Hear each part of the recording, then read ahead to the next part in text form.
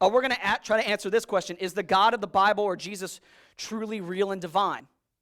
Right? By the way, that was an entire semester's worth of material in seminary for me, so don't expect to get the full gamut of information here this morning. This one, will a loving God really send anyone to hell? And this one, is Jesus necessary for salvation? I think all of those questions kind of get wrapped up in this bigger question here. Okay, so when trying to answer this question, let's break down and try to define the words and what's going on here. All right, so let's start with intolerance. All right, I'm going to give you the dictionary definition of intolerance, okay? Intolerance is defined as unwillingness or refusal to tolerate or respect opinions or beliefs contrary to one's own. Let me repeat that. Intolerance is defined as an unwillingness or refusal to tolerate or respect opinions or beliefs contrary to one's own. Okay? That's the dictionary definition of the word. So that's probably what we should use as the definition of the word. So by definition, this question is asking this: is accepting Jesus or being a follower of Jesus therefore line you up to refuse to respect opinions or belief contrary to anyone else's own? Does being a Christian force you to refuse to respect the opinions and beliefs that are contrary to your own? That's what this question is asking. Okay, making sure that we're defining this. Now, I would say no. Absolutely not. Me being a follower of Jesus Christ does not lead me to disrespect other cultures and other beliefs. It doesn't. Nothing about being a follower of Jesus leads me down that road. I can't think of one thing I've ever read in the Bible that would lead me to be disrespectful to somebody. As a matter of fact, I would say that Jesus actually teaches the opposite of that. Okay? And that Jesus was actually commonly looked down upon and was pushed down and downtrodden because he embraced other cultures and because he embraced Gentiles and Samaritans in his day, right, who were considerably culturally impure by the Jewish elite.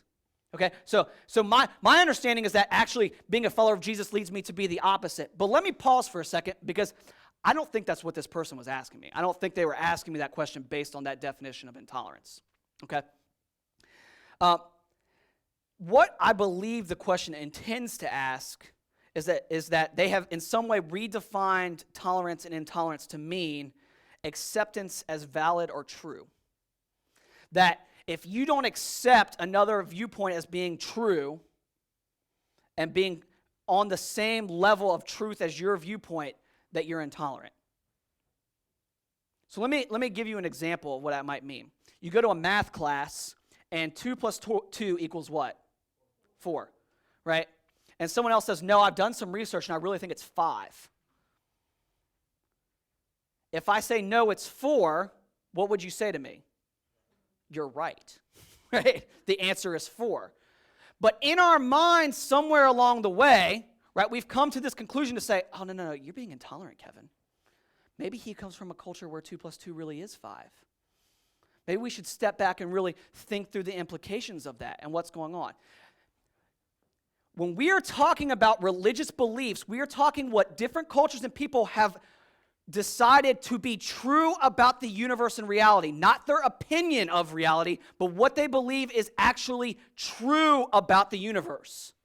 Okay? It's not opinion. And so to bring acceptance as all points being valid into that argument is not possible, because these world religions, Buddhism, Hinduism, right, Krishna, Islam, Judaism, hold that their view of their faith is not an opinion, but a fact about the reality of the universe and how it came into being, right? And so for us to sit there and say, well, they're all the same, they're all valid and whatever else, we say, oh, well, maybe there's similarities, but they can't all subsequently be true at the same time. 2 plus 2 cannot be, the answer to 2 plus 2 cannot be 4 and 5 at the same time, right? In the case of Islam, either Allah is God and Muhammad is his prophet, or he's not, right? It's either true or it's not. It can't be partially true and Christianity be partially true and Hinduism be partially true, right? either their exclusive truth claim about reality is true or it isn't. Okay? And so this person, when asking me this question, is basically saying, look, shouldn't we just accept every other world religion and cultural view of the reality of the universe as true? Shouldn't that be what we're aiming for? Shouldn't we treat all belief systems and worldviews as equally true and worthy of our time and attention? Guys, that's not tolerance. That's not the definition of tolerance. We must make sure that we are on the same page when defining this. And so I'm going to start with this by saying, let's use the correct definition of intolerance and move forward from there. And so the correct definition of intolerance states, do Christians disrespect other worldviews? Is being a follower of Jesus automatically leads you to disrespect someone else's worldview? Okay, so if you walked in here this morning, you're like, Kevin, your definition of intolerance is not what I thought it was. Let's go to the dictionary, right? I want to start there, and let's start trying to use the words as they're defined and supposed to be used, okay?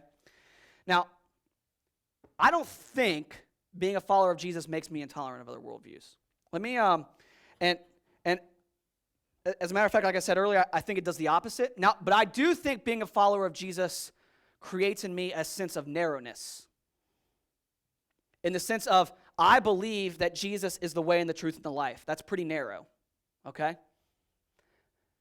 But let me share with you what C.S. Lewis has to say about this idea of intolerance. And in Mere Christianity, he talked about what Christians have to believe. So let me share this with you. This is straight out of Mere Christianity, and look at what he says. I have been asked to tell you what Christians believe, and I am going to begin by telling you one thing Christians do not need to believe. If you are a Christian, you do not need to believe that all other religions are simply wrong all through. If you are an atheist, you do have to believe that the main point in all religions of the whole world is simply one huge mistake. If you are a Christian, though, you are free to think that all the religions, even the queerest, contain at least some hint of truth. So C.S. Lewis is saying, hey, instead of, as a Christian, I get to start from the plane where if I enter into a discussion with somebody about their faith, what commonality do we have? That's where I can start.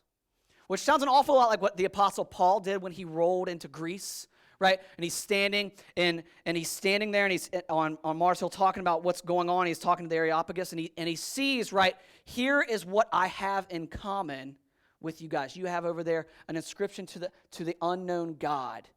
You guys are very spiritual. So are we as Jews and followers of Jesus.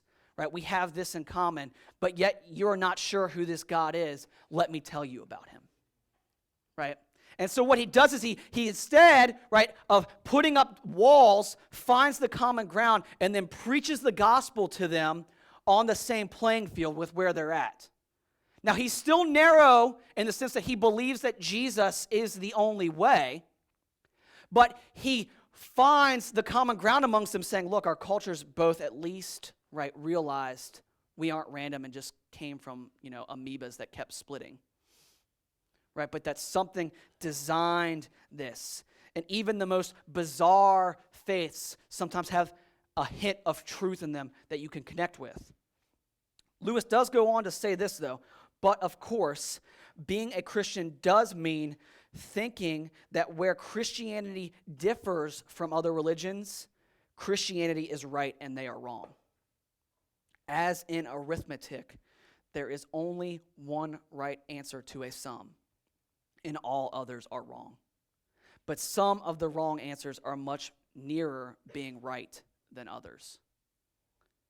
Meaning that if you are a Christian, you should believe that you are correct in your belief system, right? Right? Not a great belief system if you don't believe it's correct, right? Right? Even if you're not a Christian, I would hope, one, that you realize that Christianity is right. But if you have a worldview, you would say, well, I believe that my worldview is right and true, right? If you don't have that basic tenet and belief in your own world system, there's no foundation for it to be on. And so what C.S. Lewis is saying, hey, as a Christian, right, I am obliged to obviously believe that the tenets of Christianity are true about the reality of the universe. But there are other faiths out there that are close. They don't have the right answer, but they're close. Let's find that common ground. But that beliefs at the end of the day are either true or they are not.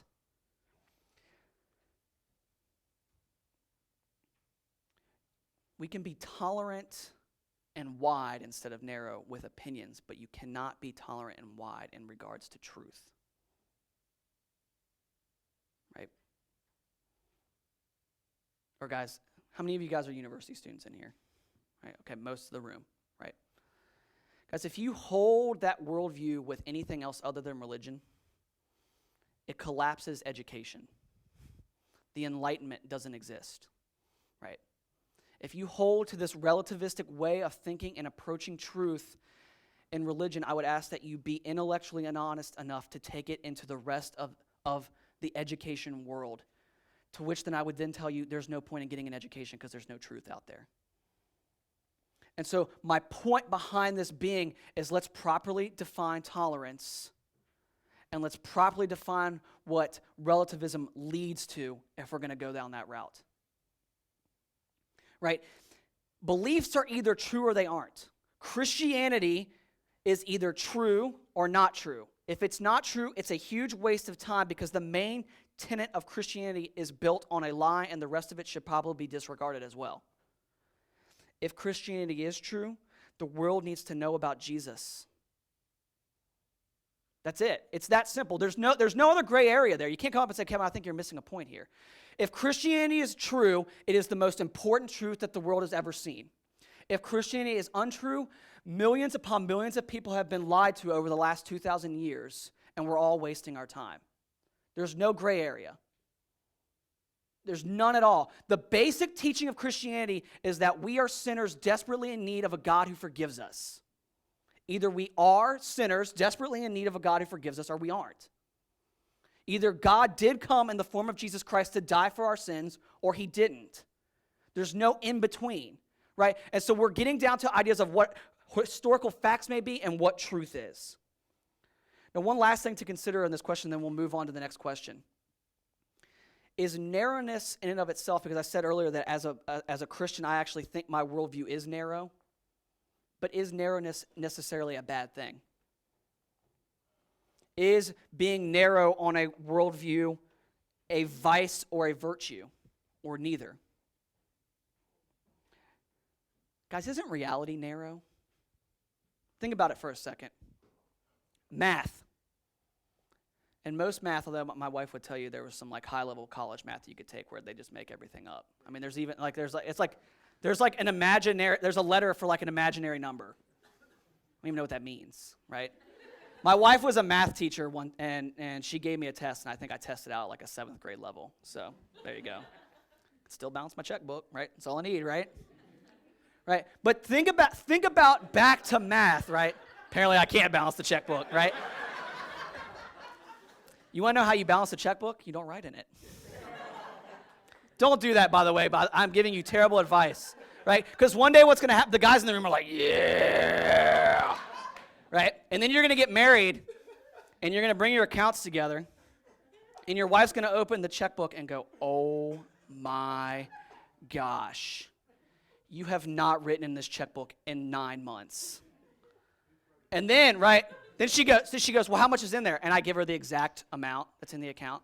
How do you know that? What's up here? She goes, well, I need it to be here. Right? Because I'm not in there, so this needs to be here. So then she volunteered to take over the checkbook, and I said, yep, see you later, right? Right. By the way, my wife could rob me blind, and I would never know. I would have no clue. That's how amazing she is, right? But back to my... She doesn't rob me. That's why she's amazing. Not that she could rob me. Back to my original point, though, right?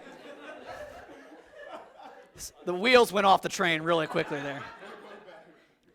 Right, that in math, right, your teacher would teach you in some way that there is an answer, and if you answer the question incorrectly on your test or whatever else it is, it's going to be marked incorrect because it's wrong. Let me give you another example. Business.